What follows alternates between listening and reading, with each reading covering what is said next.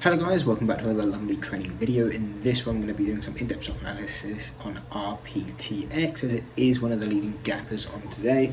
And as we're recording this, so 10:30 market time, is actually the leading gapper. Yes, you do have CASI up 700%, but that's actually a reverse stock split. It's not actually up that much. So to get straight into it, all we're going to do is go over the technical levels on a 4-hour daily chart, because these are the key levels that we're going to be trading off. And looking at this, so we're going to have some heavy resistance coming into $14.20, and you're also going to have some more heavy resistance at $16.50. Now, these are the main targets we see going to the upside, because obviously that still does require it to boost up quite a bit. So where are some closer targets that we can be looking at, and it's really kind of where we are now, and that is we're using the half deviation levels. The only thing with half deviation levels is, yes, you can use them when they're your kind of only level nearby, but they're not going to be as strong as whole deviation. So when you're trading off these levels, we would tend to do smaller size, because we just won't be as confident in the trade or in those levels in general. And you can kind of see intraday, we are, or did kind of come into this level. We have since kind of sold off down to VWAP, but we may see, later in the day, if more momentum comes in, this level again will be our resistance that we'll be looking at. But like I said, it is a half deviation, so it could still be quite weak. So the main ones we'd be looking at is if it can push up to the higher 1420 and the 1650. Both of these as well, obviously on the psychological resistances, you've got the 1425 psychological resistance and the 1650 psychological resistance. So both should be quite strong levels. So yeah, to the upside, they're going to be our levels.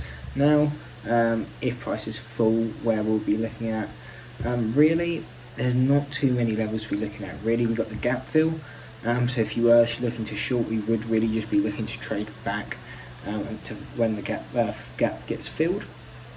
But yeah, really we don't have any other targets. We could always go onto a shorter term time frame and try and get some levels off that. But again, these are going to be like the half deviations where they're just not as strong. So looking at this, we will then have levels at around 1050 and the 950 levels.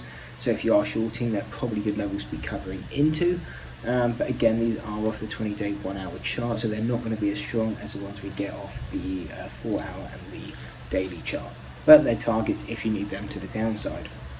We will quickly just mark up, and you can kind of see them on screen now anyway, are the levels if it does continue to push up. And again, this will require some extreme momentum, but it may happen tomorrow if we get some carry on momentum.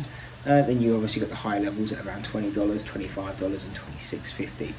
But really the key ones that we'd be focusing on, and in summary the ones we would be looking at, would be kind of the 12.35.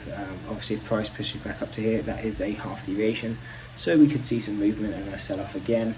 But really the key one's going to be the $14.20 and the 1650s. So again, coming into these levels, areas where if you were long, we would definitely be looking to cover longs, and if you were looking to get short, these are levels where we'd start being a bit more short bias on the stock. And if prices do fall, where are going to be your covering levels? Obviously you can always just look for the level below. For example, if you're shorting at 1420, then we're going to be looking at a 12.35 cover. But again, all these levels can be short covers, so $11, $10.50, $9.60, $8.75. These are all levels where you could be looking to cover shorts, because these are all going to be our targets. So it will all depend on risk tolerance or where you're going to be looking to cover. Now, in my opinion, where do we think this stock's going to go? Looking at the intraday chart, it really kind of does look like the momentum's dead. It's all going to depend on if it can get back over this VWAP and hold. Obviously by the time you're watching this video, you will know what's happened. But really, like most small caps, we are kind of more bearish on it. Recently there hasn't been too much momentum and too many gapping stocks. So the ones that are going, again, are still just quite weak. We're not having any really standout stocks at the moment. So really on all of these, we are just going to be quite bearish in general, and if we were looking to trade them, we would be looking more to do the shorts on the key deviation levels, such as the 1420 and the 1650. So I hope you enjoyed the breakdown analysis. If you did, don't forget to drop a like and subscribe. Hope to see you in the next video, and that's it. Peace. And maybe I'm crazy.